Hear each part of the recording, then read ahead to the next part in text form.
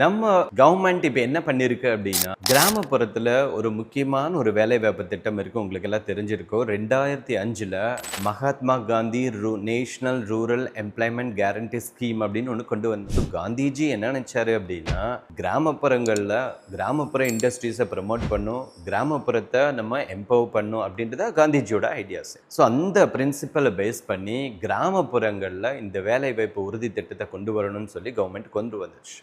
அதன் அடிப்படையில் ஒரு கிராமத்தில் இருக்கக்கூடிய ஒரு குடும்பம் அங்கே இருக்கக்கூடிய பஞ்சாயத்து ராஜுக்கு போய் அங்கே அவங்க கிட்ட எங்களுக்கு வேலையே இல்லை, எங்களுக்கு வேலை வாய்ப்பு கொடுங்க அப்படின்னு கேட்டாங்க அப்படின்னா 100 days கட்டாயமாக அவங்களுக்கு வேலை கொடுக்கணும். இது ஒரு right to work as per Indian constitution படி ஆர்டிகல் 41 இருக்கு. அதில் என்ன சொல்லுதுன்னா, இந்தியாவில் இருக்கக்கூடிய முடியாதவங்க, especially old age, sickness, unemployment, இந்த மாதிரி இருக்கக்கூடிய மக்களுக்கு வேலை வாய்ப்பை இந்த அரசாங்கம் ஏற்படுத்தி கொடுக்கணும்னு சொல்லி ஒரு ஆர்டிக்கலை இந்தியன் கான்ஸ்டியூஷன்ல இருக்கு. அதன் அடிப்படையில் இந்த திட்டம் ஒரு சிறந்த திட்டமாக இருந்துச்சு.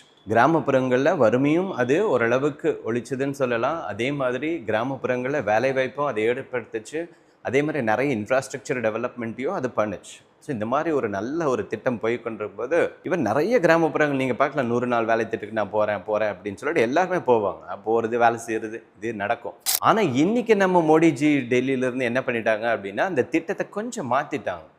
இனிமேல் அதுக்கு பேர் என்ன கிடையாது, மகாத்மா காந்தி கிடையாது. இனிமேல் அதுக்கு பேர் என்னதுங்க, விபிஜி ராம்ஜி, விக்ஷித் பாரத் கிராமின் ரோஸ்கர் ஆஜீவிகா யோஜனா அப்படின்னு சொல்லி அப்படியே பேரை மாற்றிட்டாங்க. சரி, பேரை தான் மாற்றினாங்க அப்படின்னு பார்த்தா அந்த திட்டத்தில் இருக்கக்கூடிய பல விஷயங்களை மாற்றிட்டாங்க. இனிமேல் நாங்கள் 100%, 90% ஷேர் பண்ண மாட்டோம். அவுட் ஆஃப் 100ல் நாங்கள் 60, நீங்கள் 40 கான்ட்ரிபியூட் பண்ணும் அப்படின்னு சொல்லிட்டாங்க. அதுலேயே பாதி ஸ்டேட்டு ஸ்பெண்ட் பண்ணுவாங்களான்றது ஒரு டவுட். ரெண்டாவது என்ன அப்படின்னு பார்த்தீங்கன்னா, ஸ்கீம் பேஸ்டாக தான் எந்தெந்த திட்டங்களுக்கு ஃபண்ட் அலாட் பண்ணுறீங்களோ அதுக்கு தகுந்த மாதிரி தான் ஃபண்டு வரும். அந்த ஃபண்டை நீங்கள் எப்படி கொடுக்க போகிறீங்க அப்படின்னா, அதுவும் 16 ஃபினான்ஸ் கமிஷன் சொன்ன மாதிரி சில கிரைட்டீரியா வச்சு தான் நாங்கள் ஃபண்டு கொடுப்போம் அப்படின்னு சொல்லிட்டாங்க.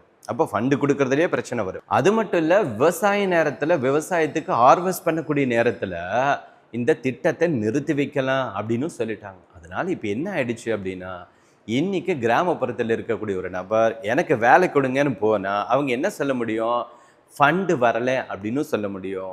அண்ட் அதுக்கான திட்டங்கள் அலாட் பண்ணலை அப்படின்னு சொல்ல முடியும். ஏன் இப்போது அறுவடை நேரம், அதனால இந்த திட்டம் நிறுத்தி வச்சிருக்கு அப்படின்னு சொல்ல முடியும். இந்த மாதிரி பல எக்ஸ்கியூசஸ் பண்ண முடியும். அப்போது இதுக்கு முன்னாடி ரைட் டு ஒர்க், இது நம்மளுடைய உரிமை மாதிரி இருந்தது.